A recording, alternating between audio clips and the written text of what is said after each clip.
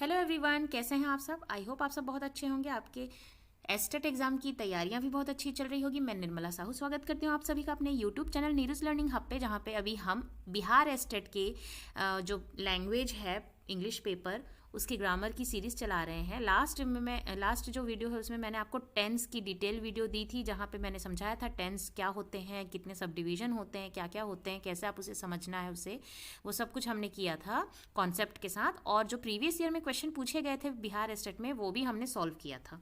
उसी श्रृंखला को आगे बढ़ाते हुए आज मैं आपको टेंस ही पढ़ाऊंगी। उसके जो MCQ जो है उसकी प्रैक्टिस कराऊंगी।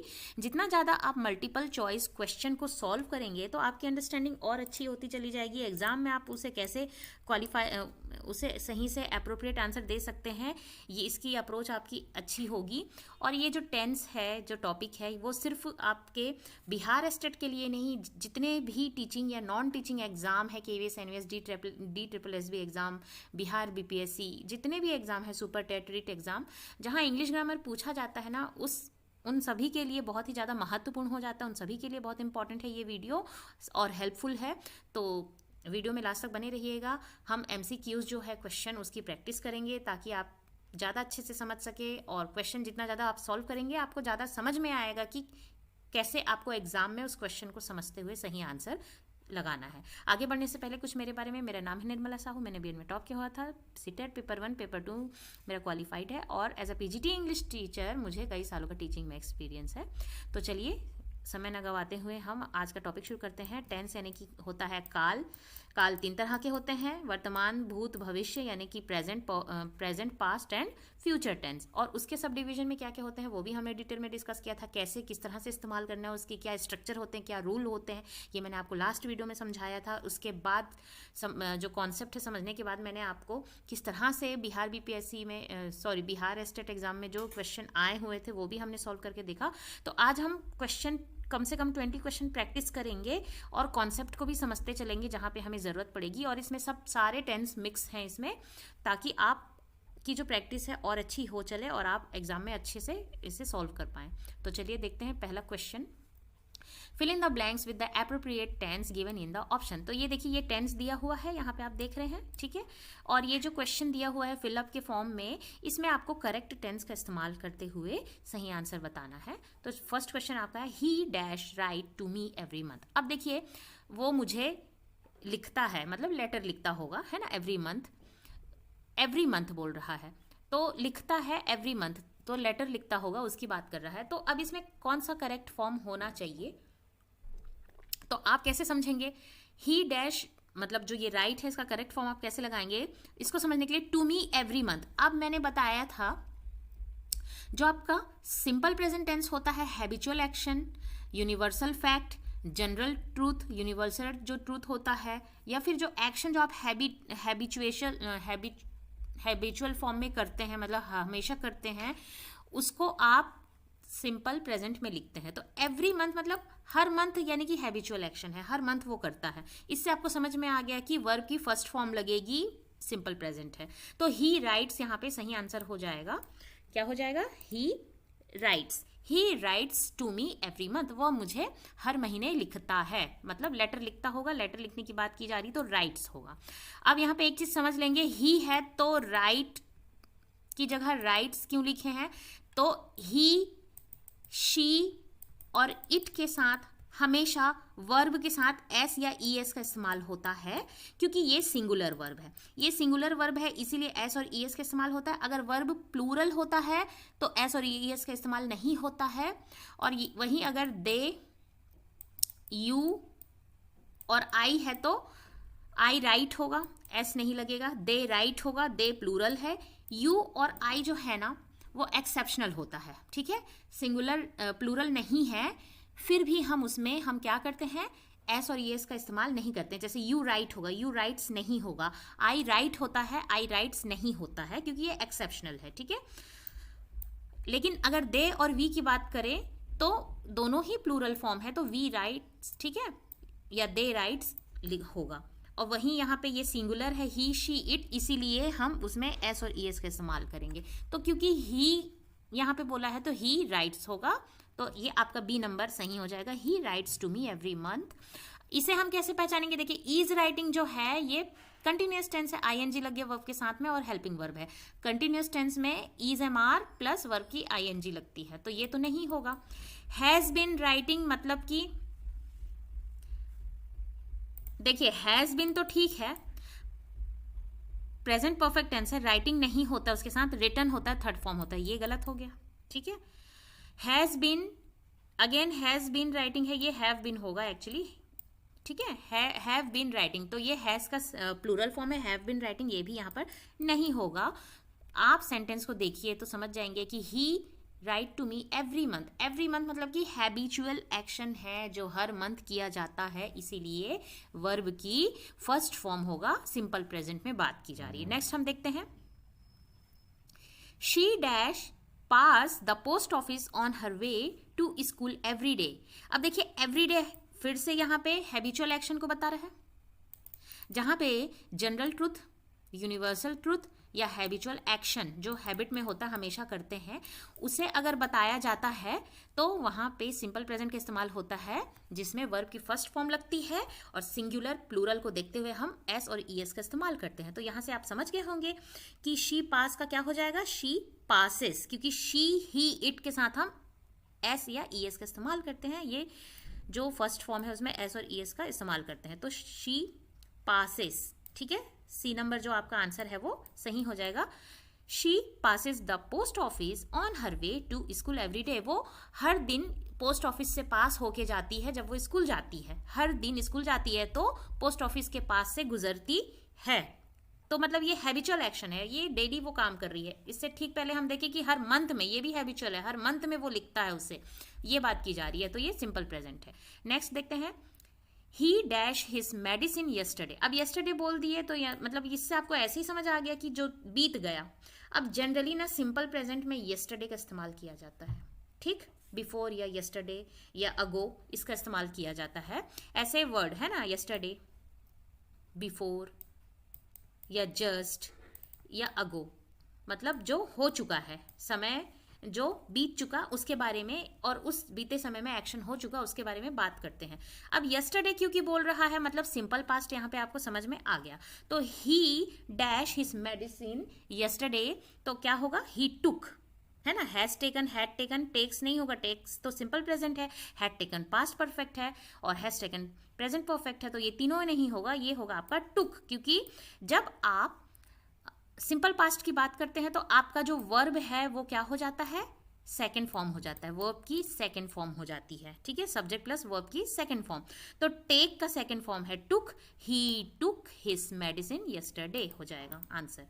नेक्स्ट देख लेते हैं, how many cups of T dash yesterday. Again यहाँ पे यस्टरडे की बात की गई है तो ये सिंपल प्रेजेंट है, सॉरी सिंपल पास्ट है, लेकिन यहाँ पे क्वेश्चन टैग, क्वेश्चन वाले आ गए हैं, हाउ, है ना, तो अब आंसर भी उसी फॉर्म में होगा। जब आप उसका जो वर्ब लिखेंगे तो उससे पहले आपका जो क्वेश्चन फॉर्म में होना चाहिए। तो हाउ मैनी, कितने कप उसने यस्टरडे, मतलब कितने कप उसने चाय पी, तो आप क्या बोलोगे, how many cups of T.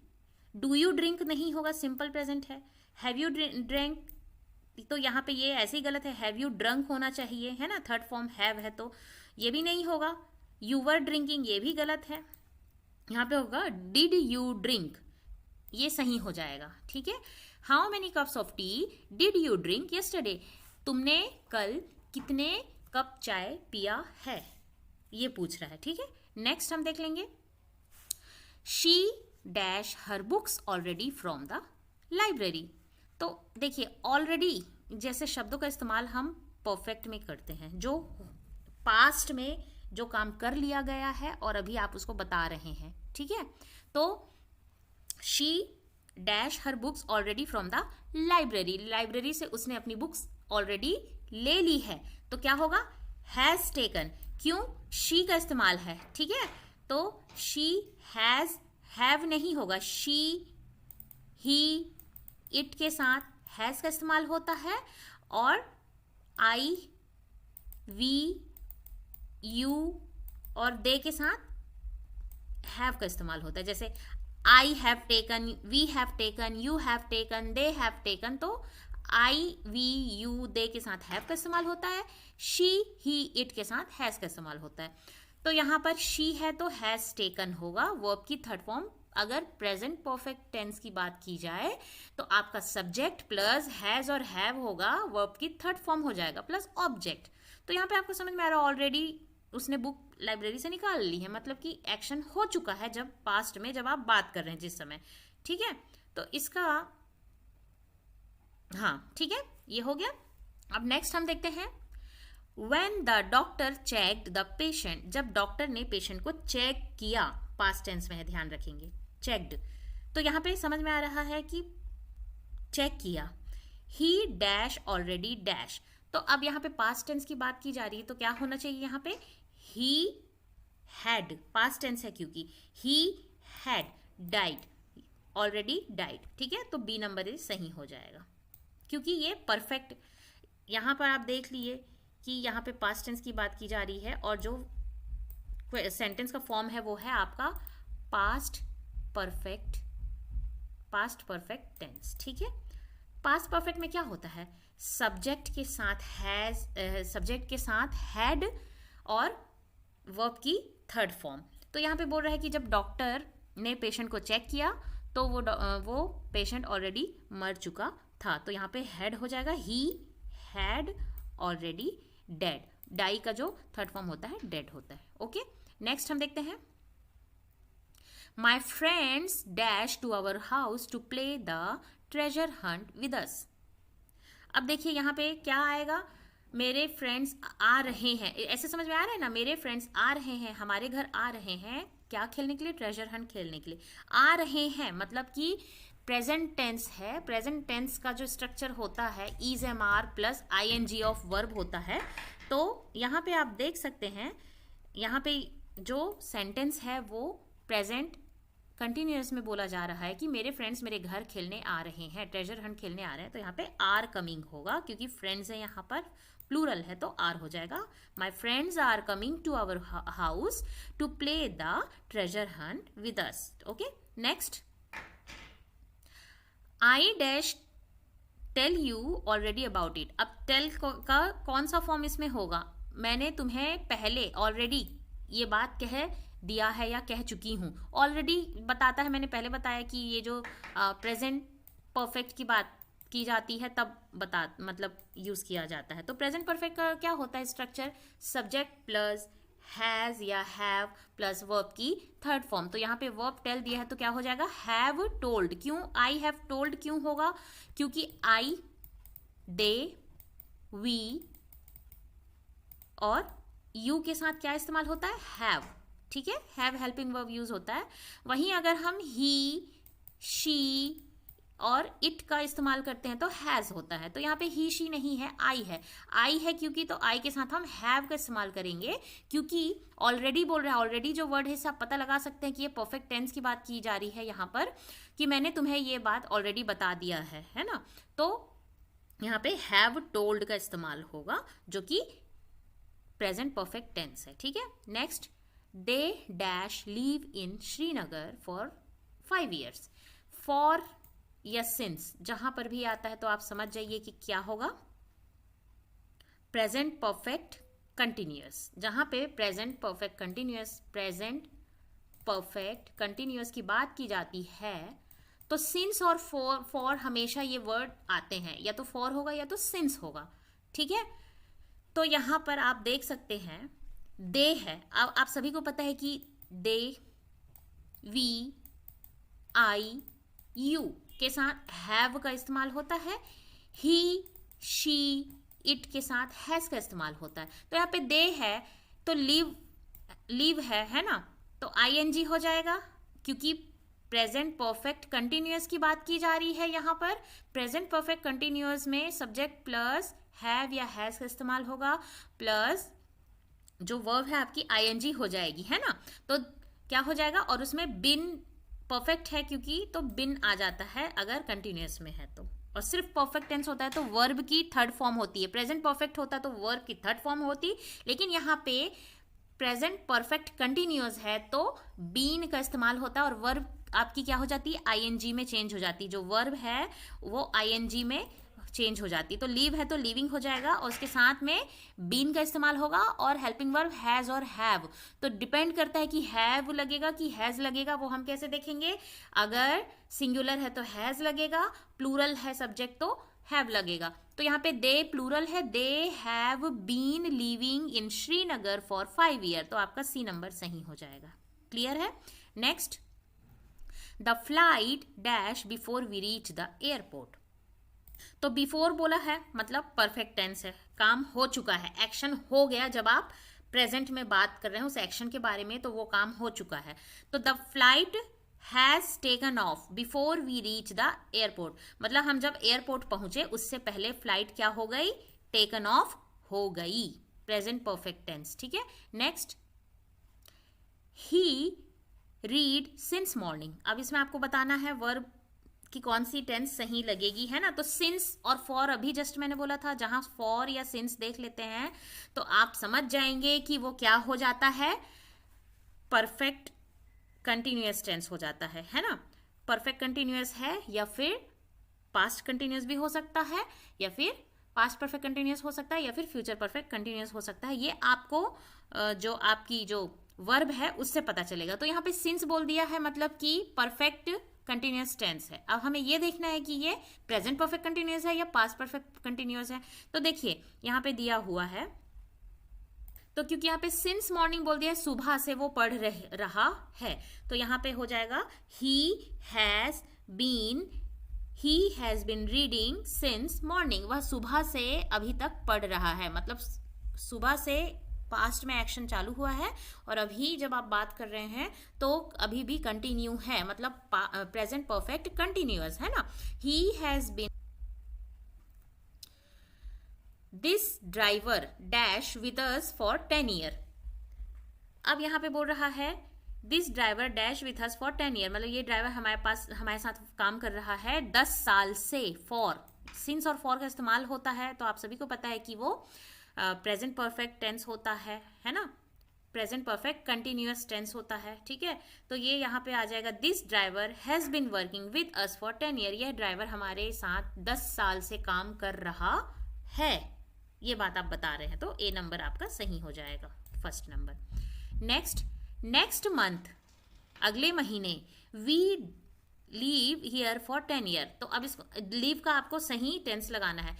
अगले महीने हम यहाँ 10 साल से रह रहे होंगे, तो ये फ्यूचर की बात की जा रही है। अगले महीने मतलब आपको ऐसे ही समझ में आ गया कि जो फ्यूचर में बात की जा रही है। किसी एक्शन जो फ्यूचर में आप बता रहे हैं, भविष्य के बारे में बता रहे हैं कि उस समय तक ये कार्य चलता रहेगा, कुछ समय तक उस भविष्य में वो कार्य चलता रहेगा, उसकी अगर आप बात करते हैं तभी आप फ्यूचर परफेक्ट कंटिन्यूअस का इस्तेमाल करते हैं। तो नेक्स्ट वन बोल रहे हैं तो समझ में आ रहा है, फ्यूचर की बात करें तो we will have been living here for 10 year। हम यहाँ पर 10 साल से रह रहे होंगे, क्योंकि फ्यूचर परफेक्ट कंटिन्यूअस का क्या होता है structure, subject plus will have been living, है ना। Subject plus will have been plus verb का ing इस्तेमाल होता है। तो वर्ब यहाँ पे लीव दिया है, वर्ब का हम ing इस्तेमाल करेंगे, लेकिन उससे पहले की स्ट्रक्चर की बात की जाए तो सब्जेक्ट के साथ विल हैव बीन का इस्तेमाल होता है, ठीक है। नेक्स्ट, फ्यूचर परफेक्ट की बात की जाए तो जो भविष्य काल में जो होने वाले एक्शन जो भविष्य में होने वाले हैं, जो होंगे कुछ समय तक, उसे हम कहते हैं, जैसे कि करता होगा, चुकेगा या चुकेगी, चुकेंगे, इस तरह के शब्दों का इस्तेमाल होता है जो भविष्य के बारे में बताता है कि भविष्य काल में इस समय तक वो कार्य ये कर रही होगी या कर चुकी होगी।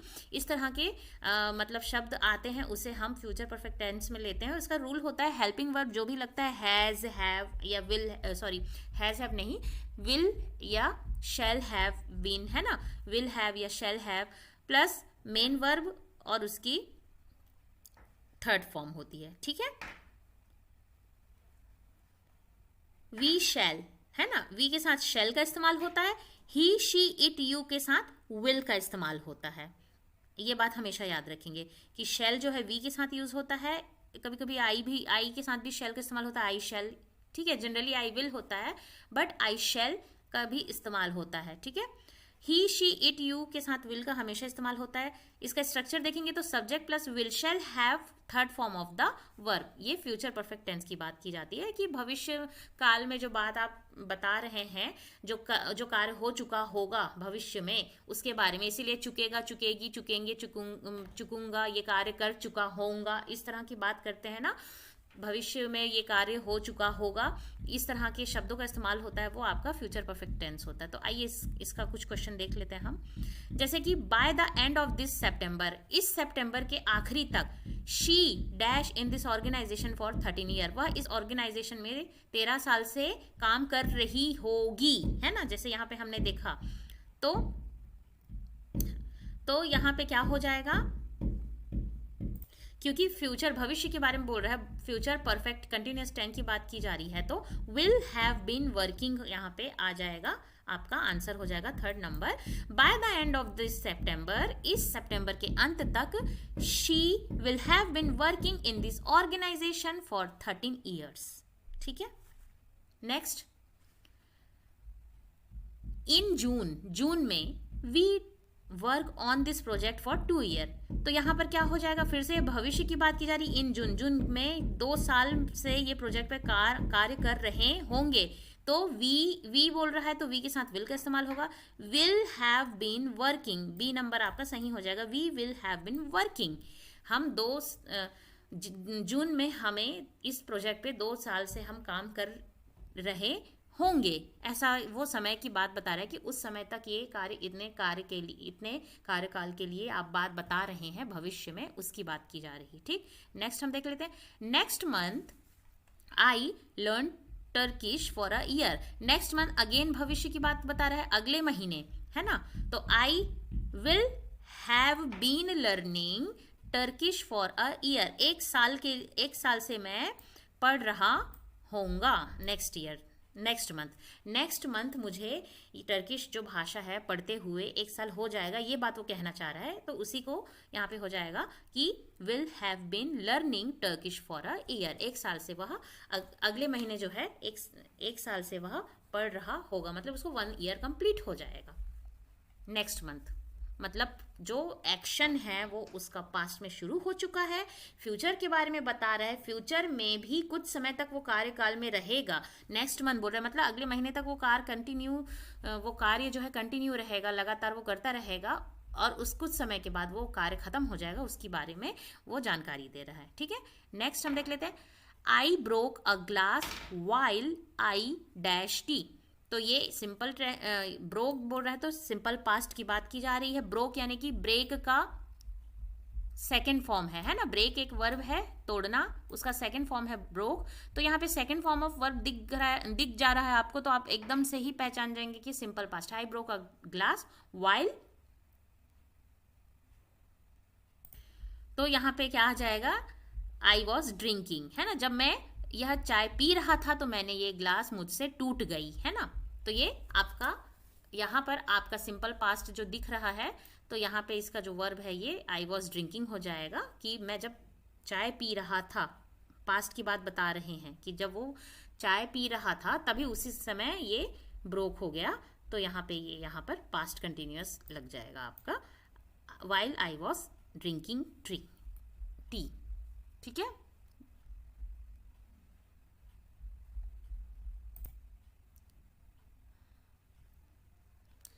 नेक्स्ट है the student dash when the teacher enter the class. जब टीचर क्लास के अंदर आई, एंटर करी, तब बच्चे क्या कर रहे थे, मतलब कि पास्ट, अगेन पास्ट है लेकिन कंटिन्यूअस, जैसे यहाँ पे पास्ट कंटिन्यूअस की बात हो रही थी, यहाँ पे आप पता चल गया आपको कि पास्ट कंटिन्यूअस की बात क्यों हो रही, क्योंकि यहाँ पे पास्ट टेंस यहाँ पे वर्ड दिया हुआ है, तो इससे आप समझ गए, है ना, कि ये पास्ट कंटिन्यूअस में था कि वॉज ड्रिंकिंग लग गया। ठीक उसी तरह से यहाँ पे आपका यहाँ पे भी समझ में आ रहा है कि एंटर्ड जो है ये पास्ट टेंस है, तो आपको समझ में आ गया कि यहाँ पर क्या होना चाहिए, वर टॉकिंग। ठीक है, द स्टूडेंट्स, क्योंकि स्टूडेंट्स प्लूरल है तो वर होगा, है ना, और सिंगुलर पास्ट टेंस होता है ना, पास्ट टेंस होता है तो वर टॉकिंग होता है। प्रेजेंट की बात की जाती है अगर, तो आर टॉकिंग होता है। यहाँ पे पास्ट बोल रहा है, एंटर जो वर्ड है उसका सेकेंड फॉर्म है, मतलब कि पास्ट टेंस है एंटर्ड। ठीक है, तो पास्ट टेंस में है, ये हमें पता चल गया। तो जब टीचर क्लास में एंटर करी तब बच्चे क्या कर रहे थे? बच्चे बात कर रहे थे। The students were talking when the teacher enter the class. ठीक है, नेक्स्ट हम देखते हैं I dash study whole day tomorrow, मतलब स्टडी जो वर्ब है उसका करेक्ट फॉर्म लगाना है टेंस। तो होल डे टुमारो, तो ये फ्यूचर की बात कर रहा है, कल मैं पूरे दिन पढ़ूंगा बोल रहा है ना, यही बोलना चाह रहा है कि I dash study whole day tomorrow, कल पूरे दिन मैं पढ़ूंगा। तो क्या होगा? आई विल स्टडी, सिंपल है ना। I will study, I will be studying. तो यहाँ पे फ्यूचर की बात बता रहा है और फ्यूचर में कल ये पूरे दिन पढ़ता रहेगा, ये वाली बात बोल रहा है। तो फ्यूचर कंटिन्यूअस, सिंपल जो फ्यूचर है उसका फ्यूचर कंटिन्यूअस की बात कर रहा है कि मैं कल पूरे दिन पढ़ता रहूंगा। तो I will be studying whole day tomorrow, कल मैं पूरे दिन पढ़ता रहूंगा। ठीक, मतलब जब वो कल की बात बता रहा है भविष्य की, तो उसमें वो कार्य कंटिन्यू, वो एक्शन कंटिन्यू जारी रहेगा पूरे दिन, ये बोल रहा है। ठीक है, तो I will be studying whole day tomorrow. Next जो कि लास्ट क्वेश्चन है, they dash play football tomorrow afternoon. अब फिर से ये देखिए, भविष्य की बात करें, टुमारो आफ्टरनून वो क्या करते रहेंगे? फुटबॉल खेलते रहेंगे। तो कंटिन्यू रहेगा, ये कल भविष्य में ये कार्य आफ्टरनून में जारी रहेगा। जब भविष्य में कोई कार्य जारी रहने की बात की जाती है तो वो क्या होता है? Future continuous tense. ठीक है, तो क्या हो जाएगा? They will be playing football tomorrow afternoon, है ना, वो कल दोपहर क्या करते रहेंगे? फुटबॉल खेलते होंगे। ठीक है, तो यहाँ पे हो जाएगा दे विल बी प्लेइंग। ठीक है, ये ऑप्शन दोनों में एक जैसे ही हो गया है ना, ये दोनों ऑप्शन टाइपिंग में मिस्टेक हो गया, दे विल बी प्लेड होता है यहाँ पर। ठीक है, तो यहाँ पे आपका करेक्ट ऑप्शन हो जाएगा they will be playing football tomorrow afternoon. Okay, तो ये आपका बी नंबर सही हो जाएगा। तो आज का जो 20 क्वेश्चन है वो कंप्लीट हुआ, ताकि आपकी प्रैक्टिस टेंस में अच्छी हो। ठीक है, और मैं ऐसी आशा करती हूँ कि जो आज हमने पढ़ा वो आपको समझ में आया होगा। स्टिल कोई डाउट हो तो कमेंट करके ज़रूर पूछिएगा। वीडियो अगर हेल्पफुल लगी हो तो लाइक शेयर सब्सक्राइब ज़रूर कीजिएगा। Thanks for watching, keep learning, keep growing. Thank you.